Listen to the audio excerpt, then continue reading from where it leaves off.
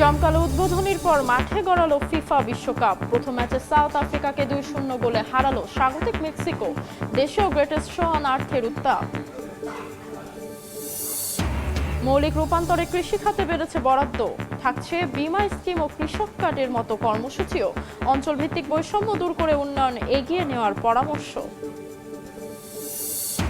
নতুন মেগা প্রকল্প নয়, চলমান প্রকল্প দ্রুত বাস্তবায়নেই জোর সরকারের। এডিপির 18% বরাদ্দ 15টি প্রকল্পে। গুরুত্ব পাচ্ছে বিদ্যুৎ, জ্বালানি ও পরিবহন খাত। কাল কক্সবাজার সফরে যাচ্ছেন প্রধানমন্ত্রী। উদ্বোধন করবেন বেশ কয়েকটি উন্নয়ন প্রকল্প। যোগ দেবেন চকরিয়ার জনসভায়। পুরো জেলায় উৎসবের আমেজ। এবং ইরানে হামলার হুমকি দিয়ে ফের সুর বদল ডোনাল্ড ট্রাম্পের। আলোচনায় গুরুত্বপূর্ণ অগ্রগতির দাবি। চূড়ান্ত সমঝোতা এখনো হয়নি বলছে তেহরান।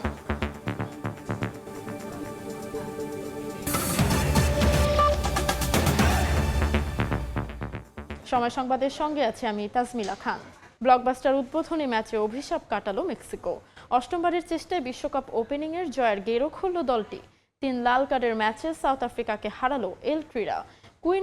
কুইনোনেস এবং হেমিনেজ ম্যাজিকে 2-0 গোলের জয় পেয়েছে অ্যাগুয়েরির দল। জোহান্সবার্গের সকার সিটি স্টেডিয়াম থেকে মেক্সিকো সিটির আজতেকা 16 বছর পর বিশ্বকাপের উদ্বোধনী ম্যাচের পুনরাবৃত্তি। ভেন্যু পরিবর্তনের সঙ্গে বদলেছে ম্যাচের ফলাফল। স্বাগতিক মেক্সিকো কাটালো তাদের বিশ্বকাপের 96 বছরের ইতিহাসের উদ্বোধনী ম্যাচের অভিশাপ। এর আগে ট্রিকলাররা 7 বার বিশ্বকাপের উদ্বোধনী ম্যাচ খেললেও জয় তুলে নিতে পারেনি একটিতেও। অষ্টমবারের চেষ্টায় আর কোনো ভুল করেনি রাউল হিমিনেজরা। প্রায় 16 বছর পর আবারও বিশ্বকাপে ফেরা সাউথ আফ্রিকার শুরুটা হলো দুঃস্বপ্নের মতো। ম্যাচের শুরু থেকে মেক্সিকোর দাপুটে পারফরমেন্স, যেখানে কোনো সুযোগ পায়নি বাফানারা। স্বাগতিকরা এগিয়ে যায় 9 মিনিটে। নিজেদের ভুলেই গোল হজম করে বসে সাউথ আফ্রিকা। ডি বক্সের সামনে এরিক লিডার কাছে বল হারান শীতল। সেখান থেকে বল যায় হুলিয়ান কুইনোনেসের কাছে। আর তাতেই কোনো ভুল করেননি সৌদি প্রো লিগের গোল্ডেন বুট জয়ী ফুটবলার। 2026 বিশ্বকাপের প্রথম গোল স্কোরারের তকমাটা নিজের করে নিলেন কুইনোনেস। গোল খেয়ে আরও এলোমেলো হয়ে যায় সাউথ আফ্রিকা। প্রথমার্ধের শেষ দিকে আরও কয়েকবার আক্রমণ করে মেক্সিকো, তবে ভাগ্য সহায় হয়নি ট্রিকলারদের। বেশ কয়েকবার বল বারে লাগায় 1-0 গোলে এগিয়ে থেকে বিরতিতে যায় মেক্সিকো। দ্বিতীয়ার্ধে 5 মিনিটের মাথায় 10 জনের দলে পরিণত হয় সাউথ আফ্রিকা। আবারও দলকে ডোবান স্পেফেলো শীতল। ব্রায়ান গুতিয়েরেসকে ফাউল করে সরাসরি লাল কার্ড দেখে নেই সেন্টার মিডফিল্ডার। 67 মিনিটে আবারও এগিয়ে যায় মেক্সিকো। রবার্তো আলভারদোর অ্যাসিস্টে এবার বল জালে জড়ান রাউল হিমিনেজ। 2-0 ব্যবধানে এগিয়ে যায় স্বাগতিকরা। ম্যাচের 84 মিনিটে আবারও লাল কার্ড। এবার মাঠ ছাড়েন বাফানাদের বদলি নামা থেম্বা জাউনে। 9 জনের দলে পরিণত হয় সাউথ আফ্রিকা। 11 জন নিয়ে মাঠ ছাড়তে পারেনি মেক্সিকো। যোগ করা সময়ে লাল কার্ড দেখেন মেক্সিকোর সিজার মন্টেস। 3 লাল কার্ডের ম্যাচে শেষ পর্যন্ত 2-0 গোলের জয় নিয়ে মাঠ ছাড়ে স্বাগতিকরা। ফাহিম ইসলাম, সময় সংবাদ। বর্ণিল আয়োজনে পর্দা উঠল ইতিহাসের সবচেয়ে বড় বিশ্বকাপের। মেক্সিকো সিটির আজতেকা স্টেডিয়ামে পুরো বিশ্বের সামনে নিজেদের ইতিহাস, ঐতিহ্য ও সংস্কৃতি তুলে ধরল আয়োজক মেক্সিকো। দায় দায় গানে পুরো স্টেডিয়ামে থাকা 87,000 দর্শককে সুরের মূর্ছনায় ভাসান জনপ্রিয় পপ গায়িকা শাকিরা। বিশ্বখ্যাত শিল্পীদের পাশাপাশি পারফর্ম করেছেন মেক্সিকোর স্থানীয় শিল্পীরাও। মায়া সভ্যতার মাঝ থেকে পুরো বিশ্বকে দ্য গ্রেটেস্ট শো অন আর্থে স্বাগত জানালো আয়োজক মেক্সিকো। বিখ্যাত আজতেকা স্টেডিয়াম সাক্ষী হলো আরও একটা উদ্বোধনী অনুষ্ঠানের। 1970 ও 86 দুই বিশ্বকাপের পর 2026 বর্ণিল আয়োজনে কয়েক হাজার বছরের পুরনো সভ্যতায় নিয়ে গেল গ্যালারিতে থাকা 87,000 দর্শককে। ছিল মায়া সভ্যতার ইতিহাস, সমাজ ব্যবস্থা, উৎসব ও জীবনধারা। মেক্সিকো পুরো বিশ্বের সামনে তুলে ধরলো নিজেদের ইতিহাস, ঐতিহ্য ও সংস্কৃতি। প্রথম ধাপের চোখ ধাঁধানো 15 মিনিটের আয়োজনের মূল আকর্ষণ কলম্বিয়ান গায়িকা শাকিরা। ঐতিহ্যবাহী মারিয়াচি সঙ্গীতের সুরে সুরে তুলে ধরা হয় মেক্সিকোর ইতিহাস, আদিবাসী ও লোকজ সংস্কৃতি। গোটা স্টেডিয়ামকে পরিণত করা হয় জীবন্ত শিল্পকর্মে। তবে শুরুটা করেন মেক্সিকান পপ রক ব্যান্ড মানার। এরপরে আসেন ভেনেজুয়েলার জাস্টিন বিবার খ্যাত গায়ক ও গীতিকার ড্যানি ওশান। বিশ্বখ্যাত শিল্পীদের পাশাপাশি পারফর্ম করেছেন মেক্সিকোর স্থানীয় শিল্পীরাও। জো বালভিন বেলিন্দার গানের পরে আসে কাঙ্ক্ষিত সেই মুহূর্ত। 2010-এ সাউথ আফ্রিকা বিশ্বকাপের ওয়াক্কা ওয়াক্কা গানের পর আবারও বিশ্বকাপের উদ্বোধনী মঞ্চে শাকিরা, তার সঙ্গে পারফর্ম করেন নাইজেরিয়ার বার্না বয়। বিশ্বকাপের অফিসিয়াল থিম সং দাই দাই লেটস গো সুরে পুরো হ্যান্ড অফ গড খ্যাত অ্যাজতেকা স্টেডিয়াম মাতিয়ে তুলেন এই গায়িকা। তার সঙ্গে গলা মেলায় স্টেডিয়ামে থাকা 87,000 দর্শক। শাকিরাকে দিয়ে শেষ হয় প্রথম পর্বের সাংস্কৃতিক অনুষ্ঠান। এছাড়া আরও একটি থিম সং ডিএনএর যৌথ পারফরমেন্স করেন আন্দ্রেয়া বোচেলি, ডেভিড বইট্টা, মেগান থ্রি স্টেলিয়ান ও এজে। এরপরে মাঠে আসেন উদ্বোধনী ম্যাচের দুই দলের খেলোয়াড়রা। তাদের ওয়ার্ম আপ শেষে শুরু হয় দ্বিতীয় পর্বের আনুষ্ঠানিকতা, যেখানে ফিফার শুভেচ্ছা বার্তা নিয়ে আসেন মেক্সিকান ও হলিউড তারকা বিশ্বকাপ অ্যাম্বাসেডর সালমা হায়েক। তিনি বিশ্বের কোটি কোটি ফুটবল ভক্তকে স্বাগত জানান ইতিহাসের সবচেয়ে বড় বিশ্বকাপে। এরপরে মাঠে নিয়ে আসা হয় অংশগ্রহণকারী 48 দেশের পতাকা, যেখানে আয়োজিত হয় আরও একটি গান। সবশেষ সালমা হায়েকের সঙ্গে বিশ্বকাপের উদ্বোধন করেন ফিফা সভাপতি জিয়ান্নি ইনফান্তিনো। আতশবাজি ও নানা রঙের আলোর সমন্বয়ে আকাশ জুড়ে ফুটে উঠে বিশ্বকাপের প্রতীক। তাতেই শেষ হয় মেক্সিকো পর্বের উদ্বোধনী অনুষ্ঠান। ফাহিম ইসলাম, সময় সংবাদ। ফিফা বিশ্বকাপের আরও খবর থাকছে সংবাদের পরের অংশে। মৌলিক রূপান্তর আনতে আগামী অর্থ বছরে সরকার কৃষি খাতে বরাদ্দ দিয়েছে 46,821 কোটি টাকা। এর মধ্যে প্রথমবারের মতো কৃষক কার্ড, মৎস্য বীমা স্কিম, বাণিজ্যিক মৎস্য খামার যান্ত্রিকীকরণ ছাড়াও রাখা হয়েছে ভর্তুকি ও প্রণোদনার ব্যবস্থা। অর্থনীতিবিদরা বলছেন, বরাদ্দ যাই হোক, কৃষির উন্নয়নে দরকার বাজেটের যথাযথ বাস্তবায়ন। সহজ ঋণ, বীমা, কৃষি খাতে মৌলিক রূপান্তর আনতে উৎপাদন ও খাদ্য নিরাপত্তাকে গুরুত্ব দিলেও 2026-27 অর্থ বছরের প্রস্তাবিত বাজেটে চলতি অর্থ বছরের মূল বাজেট থেকে বরাদ্দ কমেছে 553 কোটি টাকা। তবে সংশোধিত বাজেটের তুলনায় বেড়েছে 1032 কোটি টাকা। 2026-27 অর্থ বছরে কৃষি, খাদ্য এবং মৎস্য পানিসম্পদ মন্ত্রণালয়ের জন্য মোট 43,335 কোটি টাকা বরাদ্দ প্রদানের প্রস্তাব করছি, যা জিডিপির 0.3%। বৃহস্পতিবার সংসদে প্রস্তাবিত বাজেট উত্থাপনকালে অর্থমন্ত্রী জানান, আগামী অর্থ বছরে 100 উপজেলায় 42,05,000 কৃষককে কৃষক কার্ড প্রদান করা হবে। এতে বরাদ্দ প্রস্তাব করা হয়েছে 1,062 কোটি 50 লাখ টাকা। এছাড়া সারে ভর্তুকি দেওয়ার পাশাপাশি কৃষিজ উৎপাদন বৃদ্ধির লক্ষ্যে যান্ত্রিকীকরণের প্রতিও জোর দিচ্ছে সরকার। আমাদের অনেক সময় শ্রমিকের অভাব থাকে, এর জন্য কৃষিকে আরো সামনের দিকে এগিয়ে নিয়ে যাওয়ার জন্য যান্ত্রিকীকরণ প্রয়োজনীয়তা দেখা দিয়েছে। কৃষি পণ্যের বহুমুখীকরণ কার্যক্রম জোরদার করা হয়েছে। পচনশীল খাদ্য পণ্যের জন্য কোল্ড স্টোরেজ ও কোল্ড চেইন ব্যবস্থা সম্প্রসারণ করা হচ্ছে। মৎস্য চাষীদের ঝুঁকি মোকাবেলায় দেশে প্রথমবারের মতো মৎস্য বীমা স্কিম চালু এবং বাণিজ্যিক মৎস্য খামার যান্ত্রিকীকরণের পরিকল্পনার কথাও জানান অর্থমন্ত্রী। প্রকৃত মৎস্যজীবী ও কৃষকদের সুরক্ষায় জলাতার এই নীতির ভিত্তিতে জলমহল, উপকূলীয় খাল, হাওরগুলো স্থানীয় মৎস্যজীবী দরিদ্র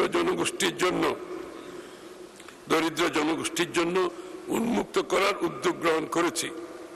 মৎস্য চাষীদের ঝুঁকি মোকাবেলায় দেশে প্রথমবারের মতো মৎস্য বীমা স্কিম চালু এবং বাণিজ্যিক মৎস্য খামার যান্ত্রিকীকরণের পরিকল্পনা গ্রহণ করেছি। কৃষির উন্নয়ন টেকসই করতে উন্নত বিপণনের ব্যবস্থার উন্নয়নে জোর দেওয়ারও পরামর্শ দেন খাদ্য বিশ্লেষকরা। খাদ্য বান্ধব কর্মসূচির ফরহাদ রহমান, সময় সংবাদ, ঢাকা। কৃষিখাতে বরাদ্দ ও শিল্প কারখানা চায় রংপুর অঞ্চলের মানুষ। নৌবন্দরে শিল্পের বিকাশ চায় চট্টগ্রাম ও খুলনা অঞ্চল। বাজেটে সিলেটে বাণিজ্যিক হাব চায় ব্যবসায়ী নেতারা। রাজধানীর পাশাপাশি অঞ্চলভিত্তিক উন্নয়নে নজর দেওয়ার পরামর্শ বিশিষ্টজনদের। প্রতিনিধিদের পাঠানো তথ্যচিত্রে ডেস্ক রিপোর্ট। কৃষিখাত বাঁচলে বাঁচবে দেশ, একথা সবাই জানে বোঝে, তারপরও উপেক্ষিত কৃষক। তাদের হাড় ভাঙা খাটুনিতে প্রতি বছর বাড়ছে ধান, গম, সবজি সহ খাদ্যপণ্যের উৎপাদন, যার মাধ্যমে সচল দেশের অর্থনীতির চাকা। অথচ প্রতিবারই বাজেটে উপেক্ষিত থাকে কৃষিখাত ও এর সঙ্গে জড়িতরা। তবে এবারের বাজেটকে কৃষি বান্ধব হিসেবে দেখতে চান উত্তরাঞ্চলের বাসিন্দারা। তাই বাজেটে রংপুর অঞ্চলের কৃষি, শিল্প, অবকাঠামো উন্নয়নে বিশেষ বরাদ্দ রাখার দাবি এখানকার কৃষকদের। তারা বলছেন, শিল্পায়নের অভাবে এই অঞ্চলে বেড়েছে দারিদ্রতা ও কর্মহীনের সংখ্যা। কর্ম কমে গেছে, আয় মাছের কম, সংসার চলে না। জিনিসপত্রের দাম কমলে তো খুশি থাকবো। আর জিনিসপত্রের দাম না কমলে তো কেমনে খুশি থাকবো। এদিকে বাজেটকে স্বাগত জানালেও প্রত্যাশা পূরণ হয়নি বলে দাবি খুলনাবাসীর। দুর্ভোগে বিপর্যস্ত এই অঞ্চলের বাসিন্দাদের জন্য আরও বেশি বরাদ্দ দাবি বাসিন্দাদের। খুলনা তো আমাদের নিচু অঞ্চল, অবহেলিত অঞ্চল। খুলনার মানুষের জন্য আসলে বরাদ্দ খুব একটা প্রচুর বলা চলে না। আমরা চাই যেভাবে দ্রব্যমূল্যের জিনিসগুলা যাতে কম থাকে, ভালোভাবে থাকতে পারি। শিক্ষা, সংস্কৃতি ও সামাজিক খাতে বরাদ্দ বৃদ্ধি ইতিবাচক বার্তা হিসেবে দেখছেন সিলেটবাসী। তাদের প্রত্যাশা বাড়তি বরাদ্দের ফলে অবকাঠামোগত উন্নয়নের পাশাপাশি মানব সম্পদ ও সামাজিক খাতে গতি আসবে। নতুন সরকারের নতুন একটা বাজেট, আমরা মনে করি সমস্যা সমাধানের উত্তরণের একটা বাজেট। বাজেটে শিক্ষা খাতে বরাদ্দটা বৃদ্ধি পেয়েছে, এটা অবশ্যই একটা প্রশংসনীয় উদ্যোগ। আশাবাদী আমরা এদেশ এই বর্তমান সরকারের এই বাজেটের মধ্যে দিয়ে বাংলাদেশ আরও অগ্রগতির দিকে যাবে। তবে বর্তমান সরকারের প্রথম বাজেটকে জনকল্যাণমুখী বলছেন অর্থনীতিবিদ ও ব্যবসায়ী নেতারা। বাজেটের আকার যেভাবে বাড়িয়েছে সেটা অবশ্যই জনকল্যাণে এবং অন্তর্ভুক্তিমূলক এবং বৈষম্য নিরসনের একটা স্পষ্ট চিন্তাভাবনা সেখানে তারা বাজেটের মধ্যে রেখেছে। গরিব, নিম্নবিত্ত, মধ্যবিত্ত এই শ্রেণীগুলিকে প্রাধান্য দেওয়া হয়েছে। বাজেটটা গণমুখী, মানুষের জন্য, মানুষের জীবন মান উন্নয়নের জন্য অনেকগুলো প্রকল্প রয়েছে। বাজেটে সরকারের কৃষি বান্ধব পদক্ষেপকে স্বাগত জানালেও অঞ্চলভিত্তিক উন্নয়নকে এগিয়ে নেওয়ার দাবি সাধারণ মানুষের। মনিরুজ্জামান প্রান্ত, সময় সংবাদ। বাজেট পরবর্তী বাজার পরিস্থিতির সর্বশেষ জানাতে রাজধানীর কারওয়ান বাজারে আছেন সহকর্মী অন্তরা সেন। সরাসরি যাচ্ছি তার কাছে।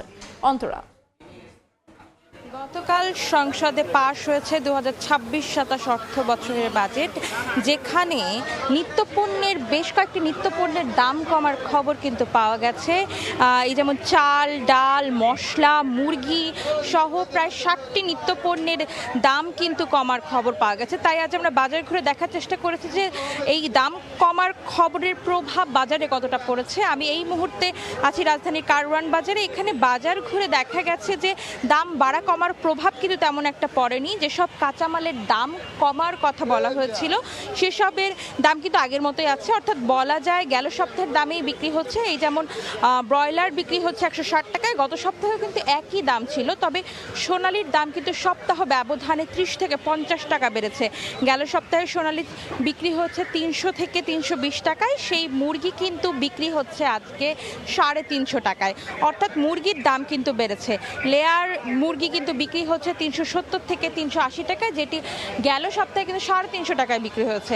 এদিকে চালের বাজারের কথা যদি বলি, চালের দাম কমার কথাও কিন্তু বাজেটে বলা হয়েছে যে ভর্তুকি মূল্যে চাল বিক্রি করা হবে। তবে সেই ধরনের প্রভাব কিন্তু এখনো পর্যন্ত চালের বাজারে পড়েনি, বরং চালের দাম কিন্তু কেজিতে সব ধরনের চালের দাম 1 থেকে 2 টাকা আরও বেড়েছে।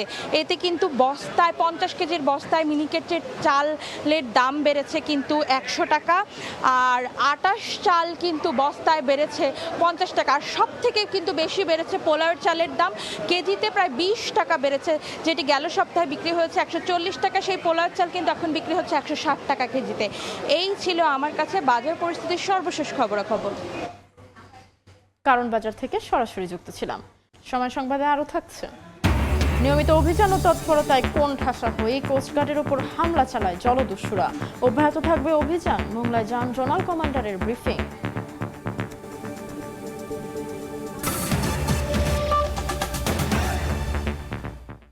কাল কক্সবাজার সফরে যাচ্ছেন প্রধানমন্ত্রী তারেক রহমান। দিনব্যাপী এ সফরে উন্নয়ন প্রকল্পের উদ্বোধন, ভিত্তিপ্রস্তর স্থাপন, বৃক্ষরোপণ কর্মসূচি, রাজনৈতিক জনসভা ও সুধী সমাবেশে অংশ নেবেন তিনি। সফরকে ঘিরে প্রশাসন, আইনশৃঙ্খলা বাহিনী ও স্থানীয়দের মধ্যে চলছে ব্যাপক প্রস্তুতি এবং পুরো এলাকায় বিরাজ করছে উৎসব মুখর পরিবেশ। মোহাম্মদ ফরাজের ক্যামেরায় বিস্তারিত জানাচ্ছেন সুজাউদ্দিন রুবেল। 1979 সালের ডিসেম্বরে কক্সবাজার সদর উপজেলার PM খালিতে সফর করেছিলেন শহীদ রাষ্ট্রপতি জিয়াউর রহমান। তিনি নিজ হাতে কোদাল চালিয়ে ঐতিহাসিক পাতলি খাল খননের সূচনা করেন। তার সেই স্মৃতি বিজড়িত খাল ও উন্নয়ন কর্মকাণ্ড আজও স্থানীয়দের কাছে ইতিহাস হয়ে আছে।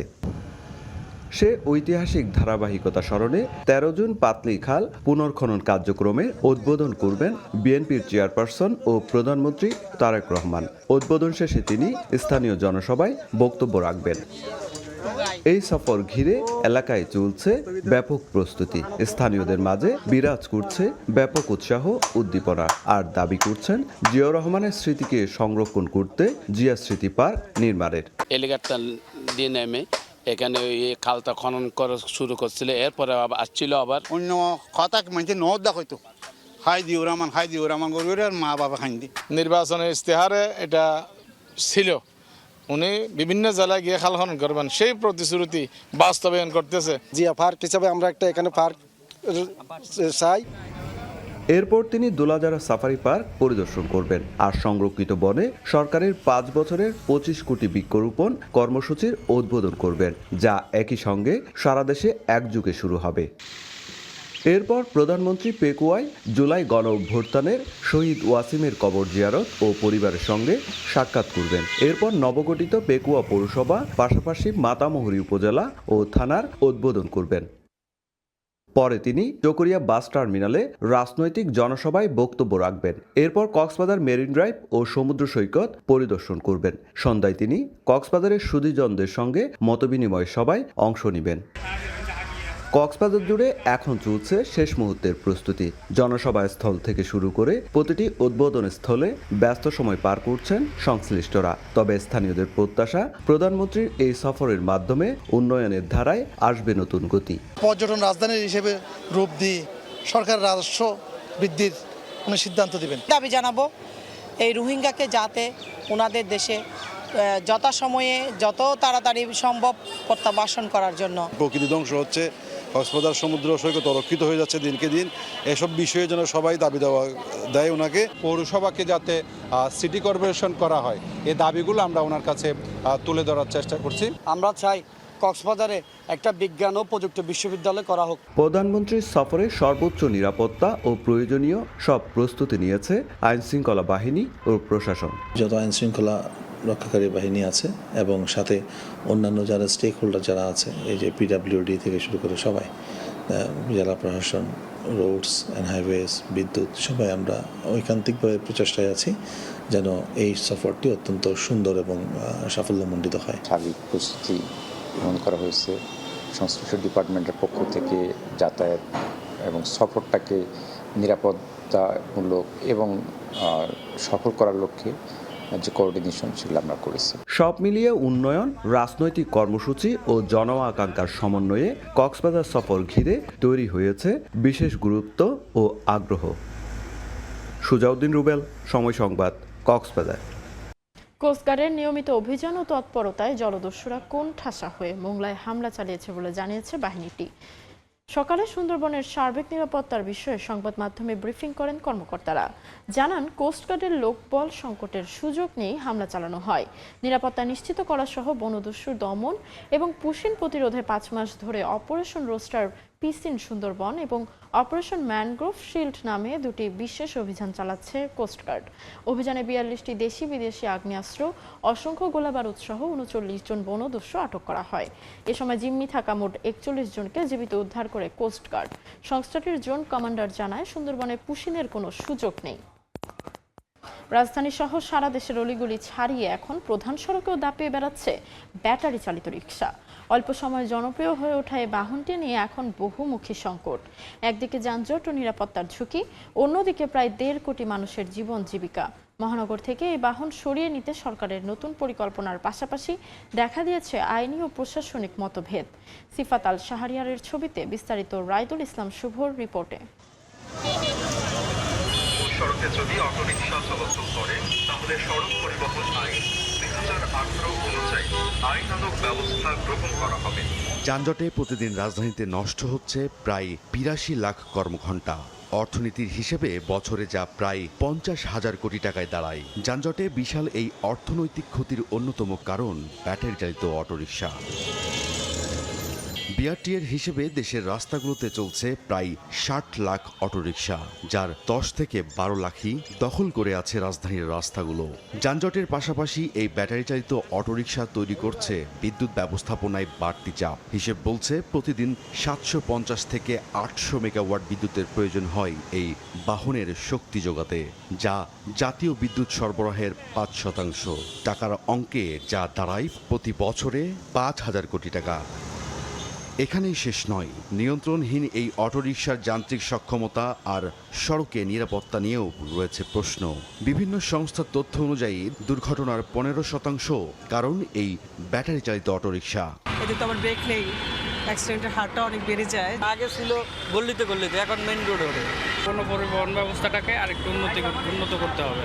সংশ্লিষ্টরা বলছেন, গেল অন্তর্বর্তী সরকারের ১.৫ বছর নিয়ন্ত্রণহীন হয়ে পড়ে অটোরিকশার চলাচল। তার সাথে আছে আওয়ামী লীগের ১৫ বছরে রাজনৈতিক প্রভাব খাটিয়ে অটোরিকশা আর চার্জিং পয়েন্টের অবৈধ বাণিজ্য। এমন অব্যবস্থাপনায় ব্যাটারি চালিত অটোরিকশা নিয়ন্ত্রণের কথা ভাবছে বর্তমান সরকার। প্রাথমিক সিদ্ধান্ত হয়েছে তাদেরকে কোথাও, যেহেতু তারাও রুটি রুজির বিষয় আছে, মানবিক দৃষ্টিকোণ থেকে তাদেরকে একটু অন্যত্র স্থানান্তর করা যায় কিনা একটা চূড়ান্ত সিদ্ধান্ত হওয়ার পরেই আমরা এই ব্যাটারি চালিত রিকশার ব্যাপারে আমরা সিদ্ধান্ত নিতে পারবো।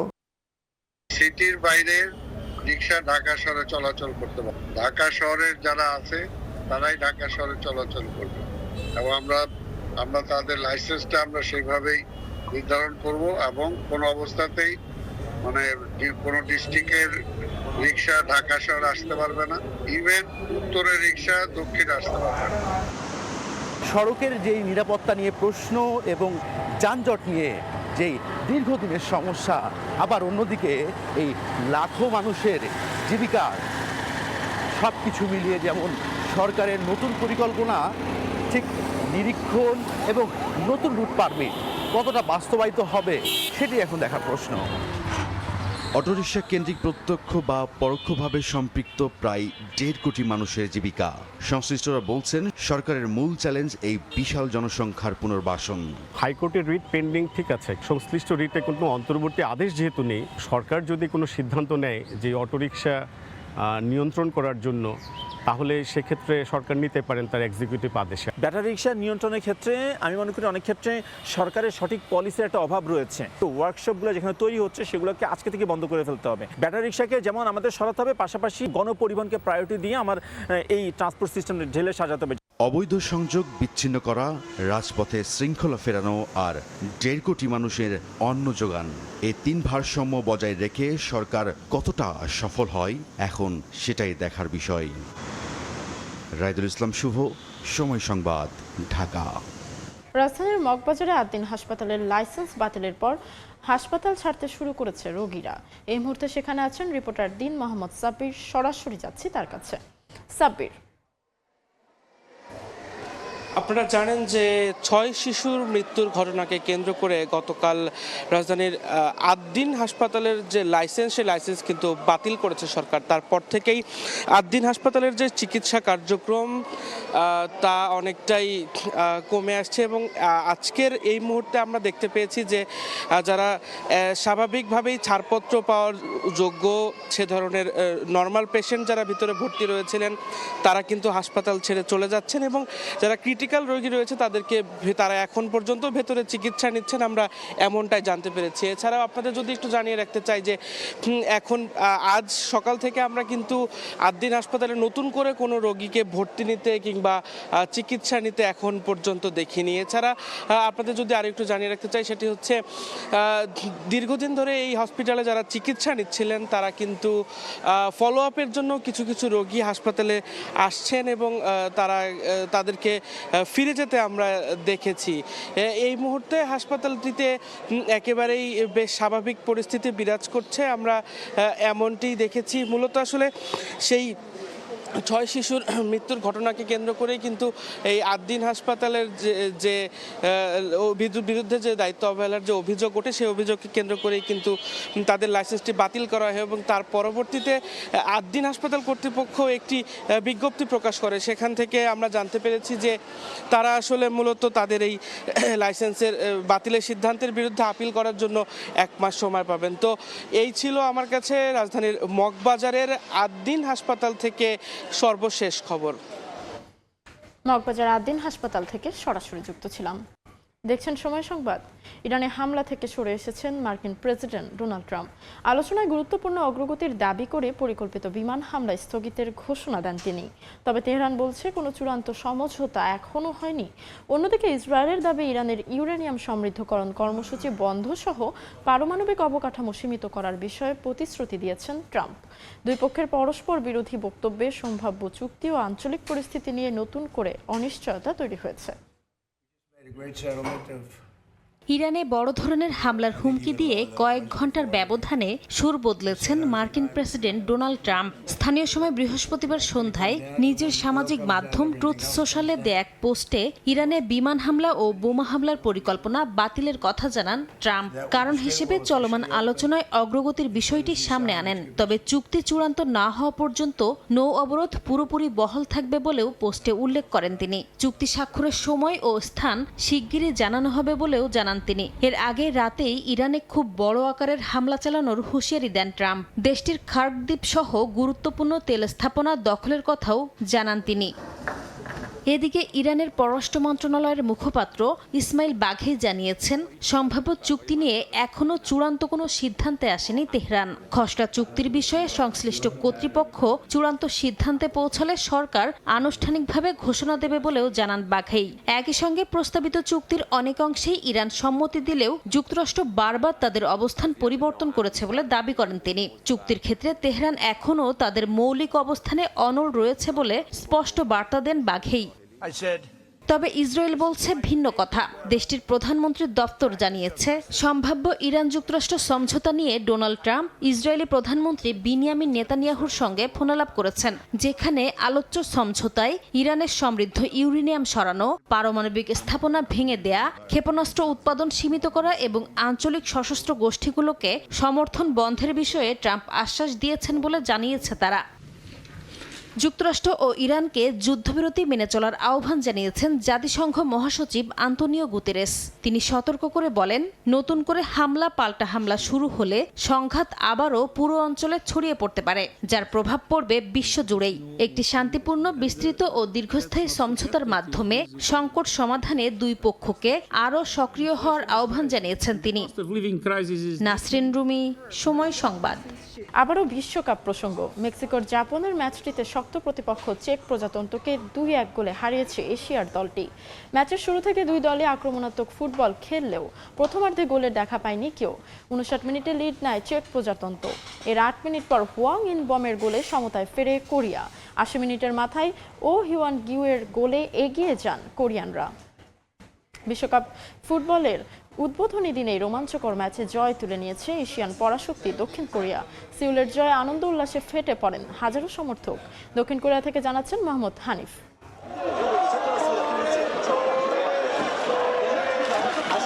বিশ্বকাপের প্রথম ম্যাচে দুর্দান্ত জয় তুলে নিয়েছে দক্ষিণ কোরিয়া। চেক রিপাবলিককে হারিয়ে বিশ্বকাপ মিশনের শুভ সূচনা করেছে দেহান মিঙ্গুক যোদ্ধারা। ম্যাচের শুরু থেকেই আক্রমণাত্মক খেলেছে দক্ষিণ কোরিয়া। অধিনায়ক সন হিউং মিনের নেতৃত্বে দলটি দারুণ ছন্দে খেলেছে, আর ফুটবলে ফুটে উঠেছে আত্মবিশ্বাস ও জয়ের ক্ষুধা। শেষ বাঁশি বাজারের সঙ্গে সঙ্গেই গ্যালারির পাশাপাশি দক্ষিণ কোরিয়াতেও শুরু হয় আনন্দ আর উল্লাস। এই জয়ের মাধ্যমে শুধু 3টি গুরুত্বপূর্ণ পয়েন্টই নয়, নকআউট পর্বে যাওয়ারও নিজেদের শক্ত অবস্থান তৈরি করেছে দক্ষিণ কোরিয়া। দেশটির নাগরিক সহ প্রবাসী বাংলাদেশিদের প্রত্যাশা 2002 সালে ঐতিহাসিক সাফল্যের স্মৃতি এবারও নতুন করে জাগিয়ে তুলতে পারে তাদের প্রিয় দলকে। বিশ্বকাপ মঞ্চে দক্ষিণ কোরিয়ার এই জয় যেন নতুন স্বপ্নের বার্তা। এখন সবার চোখেই পরবর্তী ম্যাচের দিকে। এর ধারাবাহিকতা ধরে রেখে কতদূর যেতে পারে সন হিউং মিনের দল, সেটি এখন দেখার বিষয়। দক্ষিণ কোরিয়ায় বসবাসরত বাংলাদেশি প্রবাসীরা এই জয়ে অত্যন্ত আমরা সকলে আনন্দিত। 2002 সালেও সেমিফাইনাল খেলছে, এবারের খেলাটাও অনেক সুন্দর খেলছে। আজকে দক্ষিণ কোরিয়া ফুটবল খেলায় জিতছে, জিতার কারণে আমাদের দক্ষিণ কোরিয়া প্রবাসী সবাই আনন্দিত, সেই ক্ষেত্রে আমিও অনেক আনন্দিত। এটি দেশটির জন্য বিশ্বকাপ ইতিহাসে 12তম অংশগ্রহণ এবং টানা 11তম বিশ্বকাপে জায়গা করে নেওয়ার অর্জন।